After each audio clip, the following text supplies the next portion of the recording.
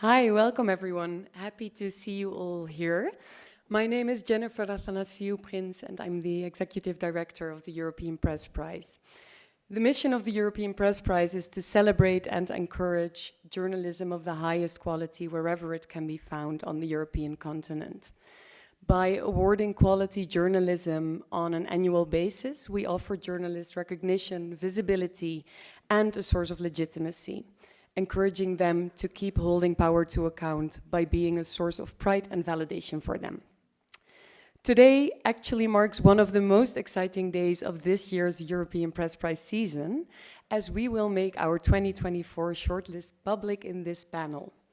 Before announcing the shortlist, we want to introduce you to former laureates of the prize, because the European Press Prize is also a community of great practitioners. 5 of our laureates will do quick lightning talks today, showcasing the important work they're doing and shedding light on some of their best practices. Then, after that, along with the chair of our Preparatory Committee, Cristian Lupșa, we'll get to the shortlist. Cristian and I will discuss some things that stood out in the PrepCom proceedings this year, and right after that, we'll get to the actual announcement of the shortlist. We are on quite a tight schedule today, so there won't be any time for questions during the panel, but for those of you that have questions for one of our laureates, one of us at the Bureau, you can address them personally right after the panel. Cristian and I will also stick around for questions. For the first lightning talk, I would like to call forward Olga Gornicka, co-founder and editor-in-chief of Outriders, and Jakub Gornicki, co-founder of Outriders in Poland. Projects from Outriders have been nominated for the European Press Prize twice, in 2021 and 2022. Anna and Jakub will shed some light on one of these projects, specifically Rojava Diary, as well as Outriders stories in general, and their Outriders Club. So, if I can welcome you here.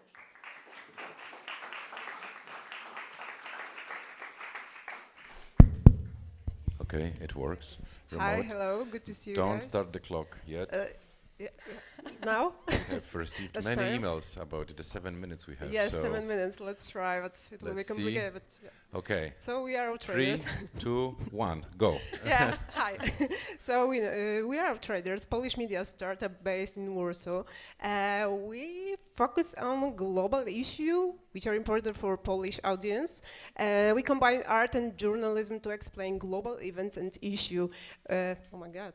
We published our magazine, sent via email our podcast, and we are really focused on multimedia stories. Next slide, please.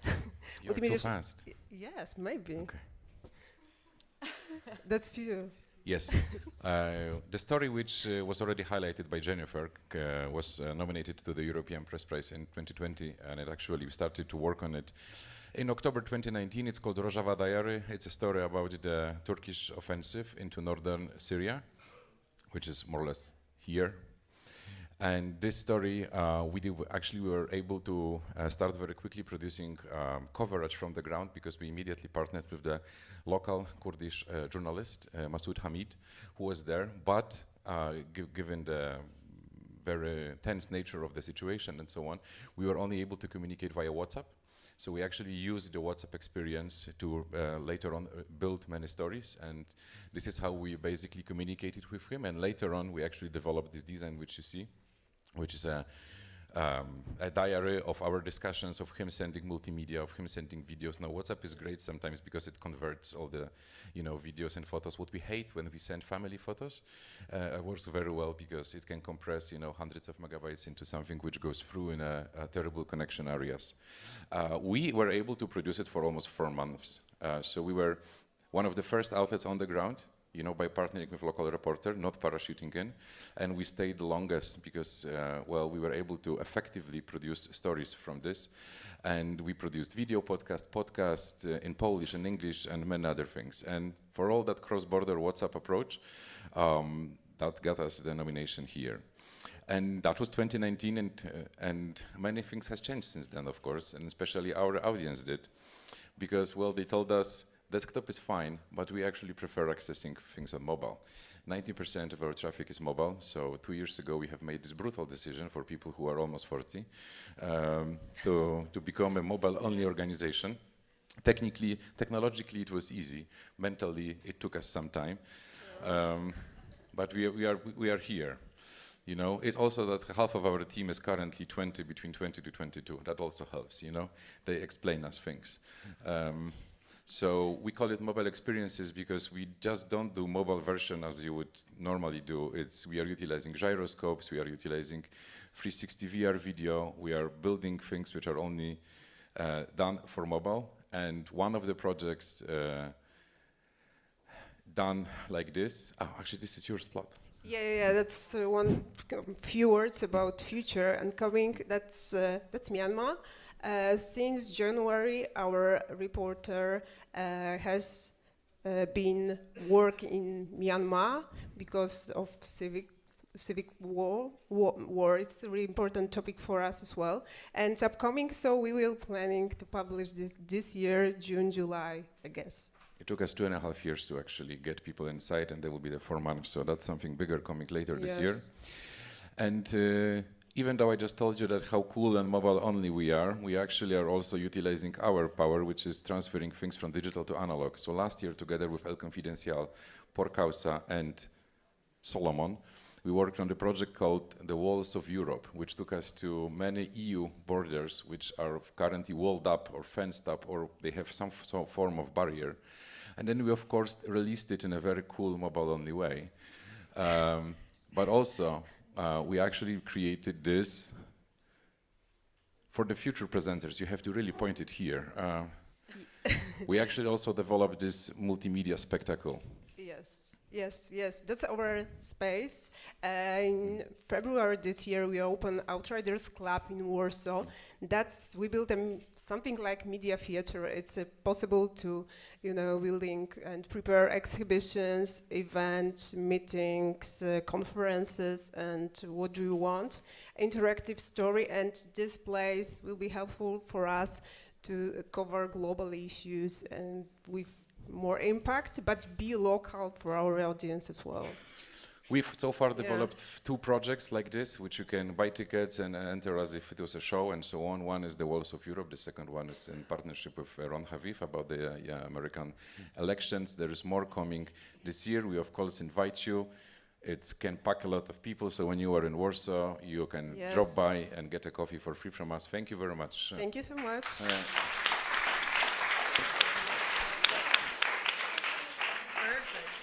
No, I still have 30 seconds left. So, that's a good time to donate to Outriders, or donate to Kyiv Independent, who may be going next. So, think about it. Use this time wisely. Thank you.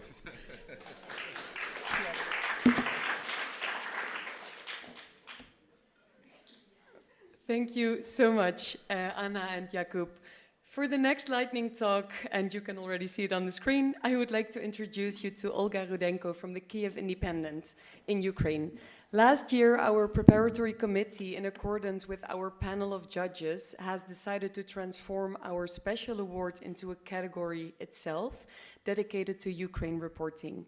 The Kyiv Independent was the winner of this special award for an investigation that exposed leadership misconduct in the international legion. Olga Rudenko, the Kyiv Independent's editor-in-chief, will tell us more about this investigation.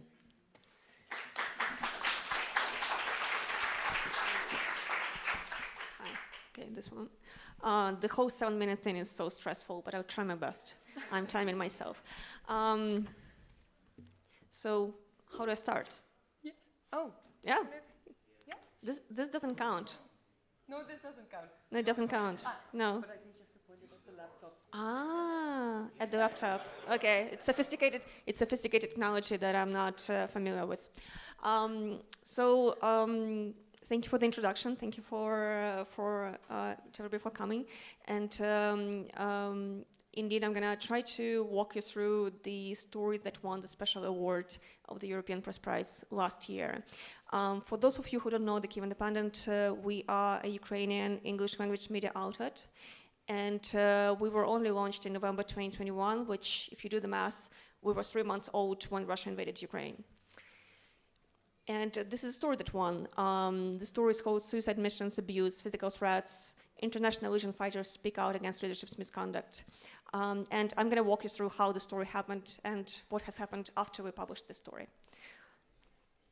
So how it all started, in July 2022, our then head of investigations, Anna Miranjuk, received a tip-off that something was off in a particular unit of Ukrainian armed forces called the International Legion. So why it's important, the International Legion is a new unit that was created specifically for foreigners who want to fight to defend Ukraine. So this is for people who were not drafted, they volunteered, they came to Ukraine, and they said, this is our fight, we're going to defend this country. And so we got information that they were mistreated, that the commanders were really bad, that they were abusing them, that some weapons were going missing, and so on. There was a series of allegations. And so in any other circumstances, it would have been a very obvious decision to start doing the story because it was so important. But in this case, embarking on the story was not an easy decision for us, because at this point, only a few months into the full-scale invasion, the Ukrainian media are not investigating anything that is happening inside the country. We are in a survival mode where, everything we're covering is about the war, the invasion. So for a few months, there was this state of freeze when the Ukrainian media were not performing this watchdog function. And we were about to snap out of it and do it in a really rough way. We became the first Ukrainian media outlet to investigate something that was going wrong, not just in any government body, but in the one that was the most popular and the most important at the time, the Ukrainian armed forces, that is still the most important. So it was not an easy decision.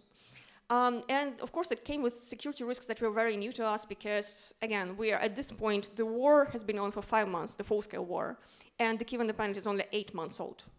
We have not yet done any investigations, and this was going to be the first one. It's going to be so big. And we couldn't estimate the security risks well, but we understood that we are facing limitations that are connected to wartime censorship. The country is in martial law. We understand that when the story comes out, we don't know what we're going to face. We may face criminal investigations. We may be called traitors. We may face incredible pushback from our own people. And we also understand that we are publishing this in English. So that means that this is going to be read by very people who we depend on as a country. So the pressure is really big. And there are other security risks, such as the main antagonist in the story is, and I kid you not, a former Polish gangster who was in a prominent gang in the 90s that was involved in a top-level assassination, and who then fled Poland and is wanted in Poland, and somehow is one of the commanders of this legion, who's in charge of people's lives and the missions that they perform. And we didn't know if, it was a risk that the journalists were facing in case of, we didn't know what this person was capable of. And of course, there is an immense psychological pressure that was felt by the two authors of the story. And also, by the whole newsroom and by the editors as well. A couple of small illustrations here. This is one of the two authors, Anna Miranjuk, working on the draft on the train to Kharkiv when they were traveling to meet with the source there. And this is actually a very personal photo. I've never shared it with anybody. This is me on the floor of my kitchen editing the final draft of the story. One day before it was published, welcome to my kitchen. You can see a tiny bottle of wine there because I was super stressed. This photo was taken about approximately 2 minutes before I had a major meltdown because I was very worried about what's going to happen. And I really felt the pressure of, it was my decision to publish it, and if something was to happen, then who knows. So the investigation resulted in 2 stories published in August and December 2022. They explored all the allegations that were made against the International Legion commanders. They involved a lot of sources and a lot of documents. We were as careful as possible about this. Nothing that we couldn't confirm was published. There were things that we took out of the stories because we thought that those details could be potentially helpful to Russians. So we try to be as careful as possible there. And what happens next? The project won 2 major journalism awards, which was very important for us as a young media publication. There are people in Ukraine's government and security agencies that are still that still remember the stories, not in a good way. And it has cost us in terms of when we, sometimes it would happen when we apply for access somewhere. Officially, we are told you can't get access there. Unofficially, somebody whispers to us that we remember the story. There was no official reaction. The people in the story that are still in the region. And we're working on a follow-up story. And of course, it is very frustrating when there is no reaction and there is no direct, immediate impact. And that's one of the reasons why actually, we don't do what we do for awards. But it was a very special moment winning the European Press Prize. And the previous slide, Anna is in Tbilisi last year receiving the prize. And this is us moments later in the newsroom in Kyiv when we heard the news. And I think we found some wine somewhere and we're cheering. And I was crying, you can see there, but I was crying really bad. So yes, this is the story of this one story. Thank you. And very important. I know. Yeah. If you want to learn more about the Kyiv Independent, we are actually having a separate event just about the Kyiv Independent that is happening next door in Bar Bela Vista, 3 p.m. right after this one. So it's informal. You can come, ask us any questions, and yeah, we'll be happy to see you there. Thank you. Thank you.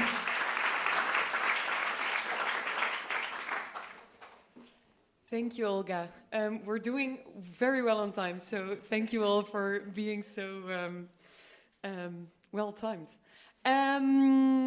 All right, for the final lightning talk, I'm giving the floor to, it is working, Daniel Howden, founder and managing director from Lighthouse Reports, and Bashar Deeb, OSINT investigator from Lighthouse Reports.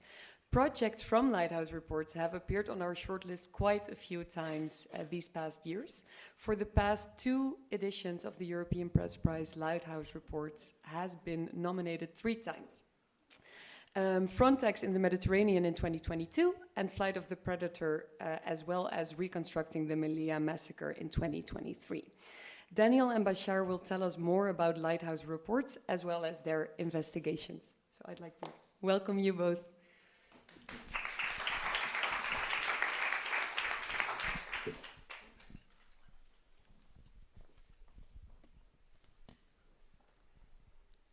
Hello, everyone. My name is Bashar Deeb. I work as an open source investigator at Lighthouse Reports. And for those who don't know us, Lighthouse is an investigative unit. I need to get used to this. It's an investigative unit. We build a newsroom. We build teams around topics, and we investigate issues that are important for the public interest. Lighthouse Reports, we have so many people working at Lighthouse Reports. The scary faces behind me are my colleagues. Some of them are open source investigators like me. Some others are investigative editors. We also have data scientists and money trail experts. I'm gonna talk to you a little bit about an investigation that we did 2 years ago, which is about the Syrian phosphate export to Europe. This was an investigation that was very special to me because I am from Syria, and we work on this investigation with our colleagues from Siraj, which is the Syrian investigative unit for accountability journalism. And this was a challenging story to work on because it was really hard to find the ships that were moving phosphates from Syria to Europe, because as you can imagine, these ships are not just like broadcasting their positions so everyone can track them. So what we did was to build a newsroom with data journalists and open source investigators and reporters from the countries where the phosphate is being exported to. And what we really like to do also at Lighthouse, but in general, like as open source investigators, is find solutions around problems. So for us, the problem here was that, as I explained earlier, that it was hard to find the ships.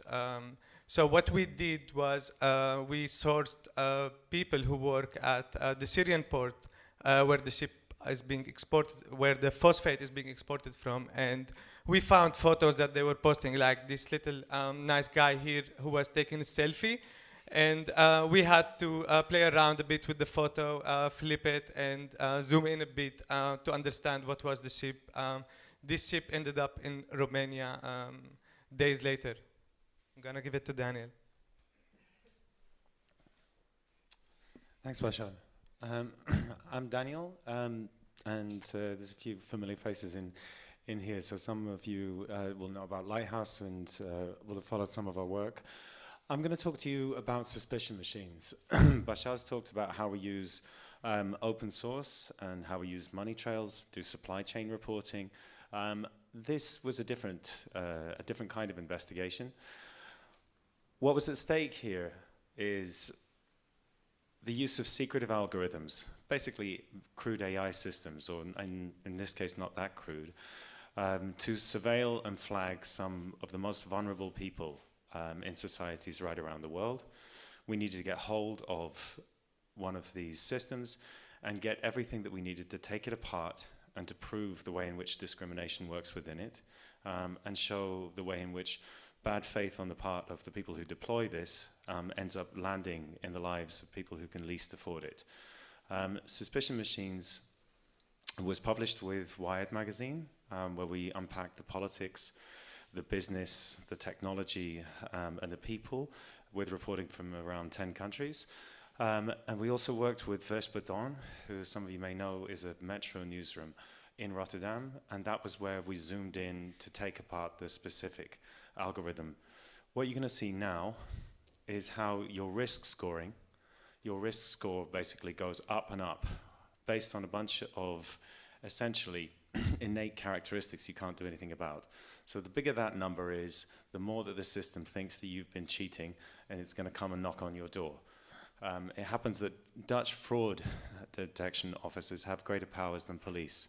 They can come in 5 a.m. in the morning, turn your house upside down, ask you who you sleep with, count your toothbrushes, etc., and take your money away and then fine you for it.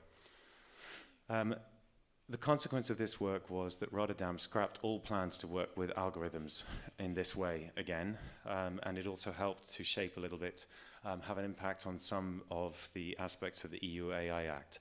So it kind of brings together what we do, which is special purpose coalitions, teams built around topics, like Bashar said. And now this was, until this morning, our latest investigation.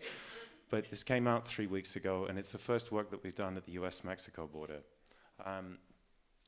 What's significant here in terms of how we work is that we were looking back at a horrific incident that happened almost exactly a year ago, where 40 people were left locked in a cell in a fire in an immigration detention center on the border between the two countries. And we wanted to find out why.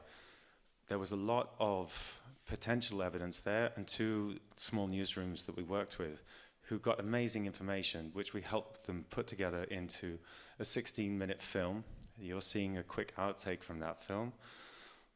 What we do with this is to take visual information, snippets of evidence like you see here, CCTV footage, and map it out in a way that helps it to make sense and basically solve a puzzle. So we're pleased with how this one landed. It became a major national story in Mexico. Our partners received a huge amount of attention, which is right for the work that they put into it, which takes us to the last thing which we wanted to say, which is please come and get to know us. Lighthouse is not a publishing platform. We work with freelancers and media partners on everything we do. It could just be that there are freelancers in this room who may get nominated later on who worked with Lighthouse as well. So if that sounds good to you, then email Bashar. That's the other message. And if you see anyone walking around with one of those bags, then go say hello to them. As Bashar said before, there's a few of them here. They're much nicer people than I am, and you should have a chat with them. Okay. Thank you.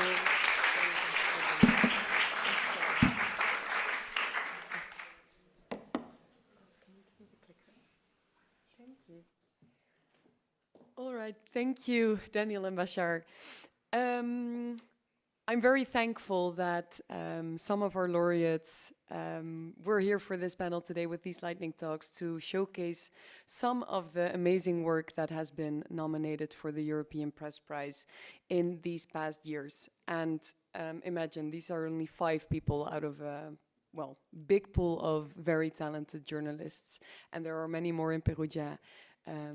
So I'm sure you'll see them around too. Now, for the second part of this panel, I'd like to welcome Cristian Lupșa, the chair of our PrepCom, to join me. Well, yes.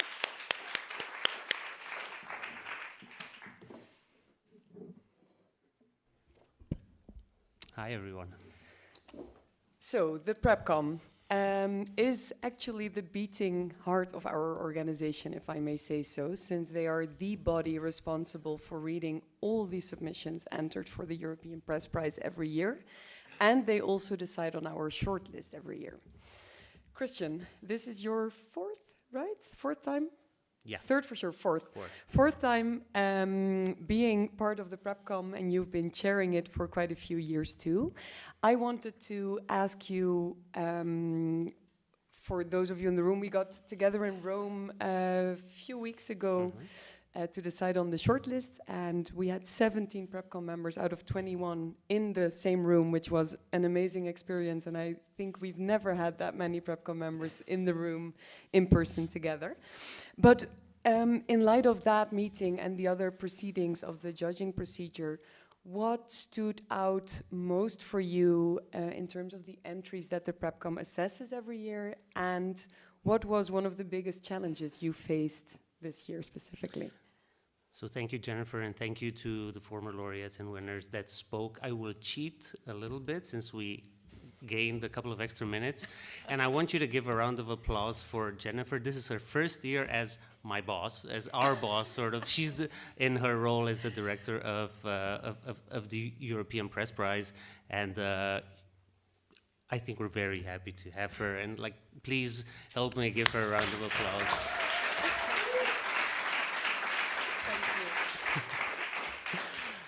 So I've seen the prize from all sides as a laureate, as a winner, PrepCom member, now chair of the PrepCom. And what always stands out, even when you read the list, you read the stories, and then when we get together as the PrepCom, is the incredible diversity, both in terms of subject matter, also in terms of ways the stories are done. And you've seen some incredible different ways in which multiple types of stories get done.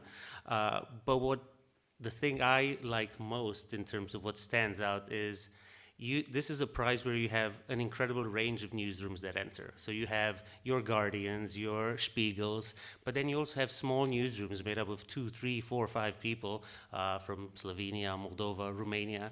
So this is what's always been incredible to me about the prize, that it's one of those few places where I'm proud to say it, we put the big players and the smaller players on equal footing. And what stood out this year is the number of stories about trauma, overcoming trauma, and dealing with mental health issues of all kinds. So that really stood out in terms of the kinds of stories that were entered. And part of this is, sure, the war in Ukraine, PTSD for veterans, but all sorts of other traumatic issues that were brought up in the story. So survivors of sexual violence, or migrants being mistreated at the border or not. So that's what stood out, and that you'll see in the short list too. That was a big and heavy part of what we were reading this year. In addition to what Cristian just said about the level playing field, that's actually something that came up in a lot of conversations with journalists that I had here in Perugia. So I'd like to reiterate that also local newsrooms and young journalists, please enter work. Also still the Guardians and their Spiegels too, of course, but please know that you actually have a fair chance of being nominated. Back to the PrepCom. So the PrepCom is made up of around, well, 21, normally 20, but this year 21 journalists, not only journalists, also editors and other media professionals from all corners of Europe. How do you actually navigate all these cultural differences and get to, like, how do you reach decisions together in the end? My fellow PrepCom members told me they don't envy me, that I have to harmonize everyone, but it's actually an easy job. And my favorite thing about this PrepCom is because we're coming from all corners of Europe and we have such different experiences, so some of them are like hardcore investigative reporters. I come from long form feature writing, others are, you know, data journalists or opinion writers, so there's this diversity that we have, and because we read differently, we have an incredible opportunity to sort of fight diplomatically amongst ourselves. And actually what's been fascinating is we're learning from each other. So this probably sounds obvious to you, but someone reading an investigation from anywhere that's reading in Denmark reads with a completely different mindset than someone who's from, I don't know, Ukraine. And just putting those,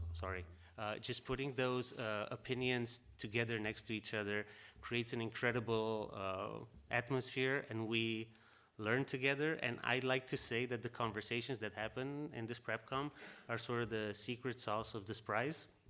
Just briefly, so you understand, there's 3 rounds of judging until we get to this phase. Most of us read entries from our own countries or the languages that we can read. Then there's a category discussion, then there's another discussion. So there's a long conversation. So I really appreciate this PrepCom that puts in volunteer work and reads tough stuff. And I think that's how we harmonize. We learn from each other and we talk. I've seen the magic happening in real life. Also, what did you say in Rome? What was it again? There's no other room where people are in disagreement. What was it? But it was pleasant. You said something really... As a journalist from Eastern Europe, I'm in many rooms where people fight. And usually it's not fun. But the room where the PrepCom got in, that's my favorite room, where people disagree because they disagree for a common cause and interest, and we always come together, and having 21 people consent to decisions, that is like a dream come true. Finally, before we get to what we're here for today, could you maybe give the people in the room, but also the people watching live, 3 reasons for why they should apply for the European Press Prize? Sure. So as Olga was saying, none of us here do this work for the prize. But at the same time, your work is prize-worthy. So your work is worth putting out there. Even if you don't win, just the fact that you're playing is worth it. So take any prize, not just this prize, take it as a chance to, you know, pat yourself on the back for the work. Send it in. You never know. So that's 1. 2, you do have a chance, as we were saying here. So whether you're starting out, whether you're from a small outlet, I can guarantee the way things are read here, there are things that stood out that none of us have heard of, or outlets that none of us have heard of. And 3, I'm sorry to say this, 10,000 euros is not bad, especially if you're if you're an up-and-coming newsroom. So that's a good reason to get into this fight, at least to buy some wine for future celebrations, if not for any other reason. So those are 3. All right. Thank you, Cristian, for shedding some light on the proceedings of the PrepCom.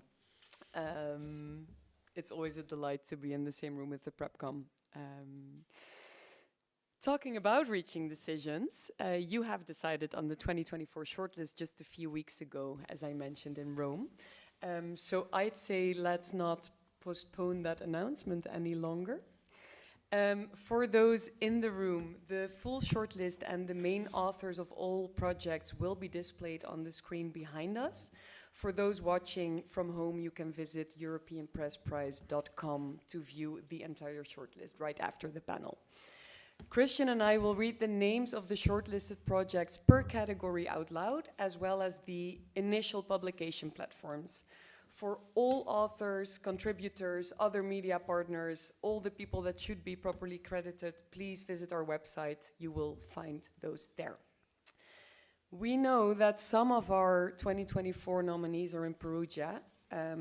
So I have one question for those people in the room.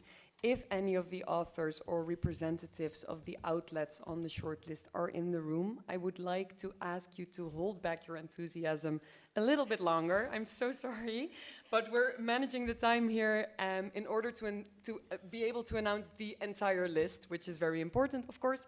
So please wait until the end of the entire announcement, so after the 5 categories, and then I promise there will be plenty of room for cheering and congratulating and celebrating. Okay, here we go, and I should use this. Wait, oh, no. Just one second. One thing that you should know before this, what we're not going to announce, because that's picked by our judges and it will be announced at the ceremony, is the special award. Last year was a bit different. We created a category for the special award, but usually the special award is special because we don't know what it's going to be. Sometimes it's one of the stories on the screen in the categories. Sometimes it comes out of the rest of the story. So you're not going to see anything about the special award. All right. Good addition, and I hope no one read anything on the screen yet. All right. So, in the distinguished reporting category, the nominees are 400 boys came into contact with Sweden's celebrated foster father. Several tell tales of abuse. Published by Dagens Nyheter in Sweden. Kazakhstan, Xinjiang, The Border of Tears. Published by Slate, France. One Night in Bakhmut, Civilians Wait for the End as Russia Draws Closer, published by the Kyiv Independent in Ukraine.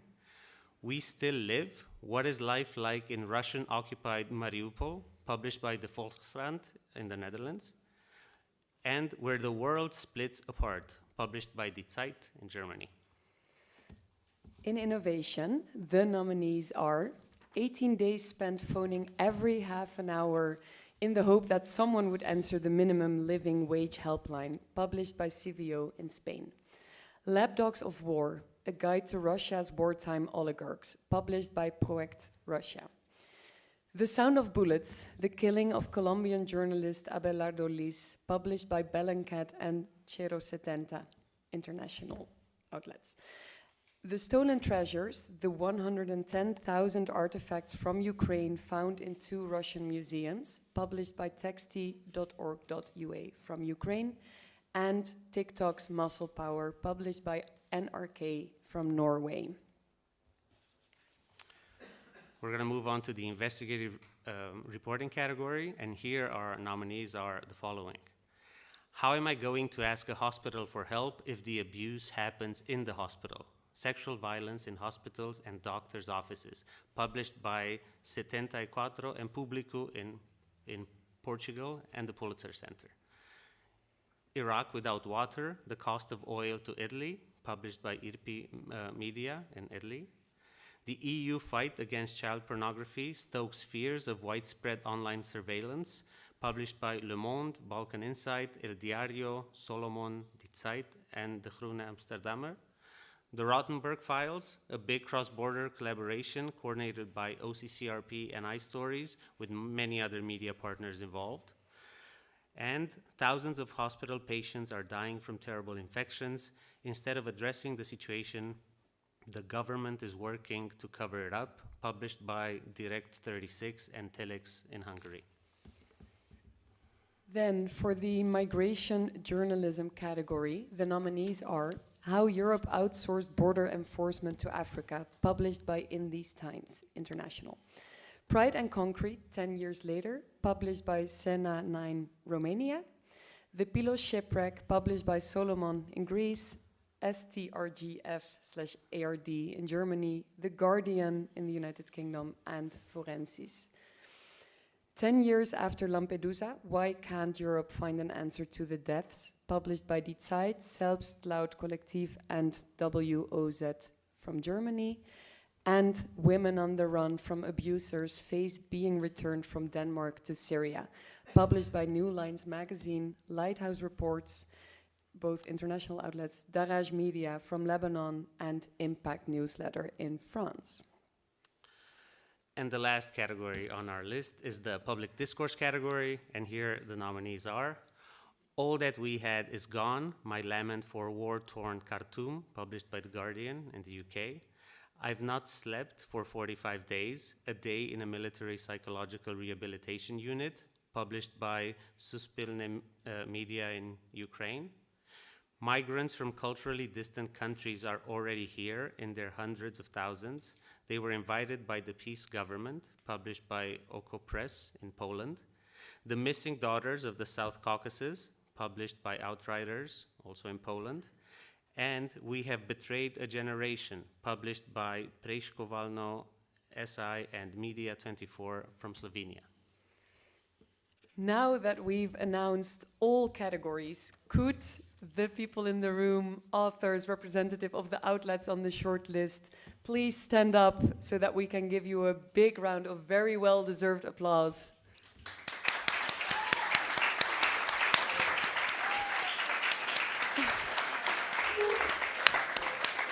Maybe we could invite all these people to join us here for a photo, right?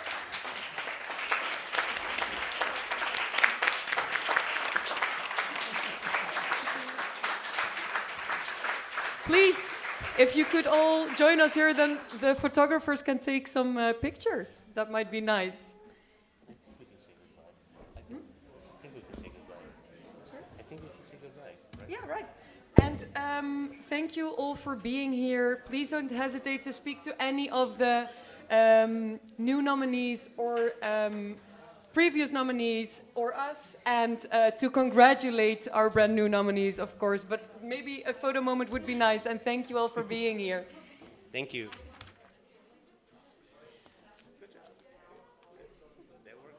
Yeah, right? And for perfect. Will the photographers take pictures? That might be nice, right? I think we can go in the back. Yeah, that's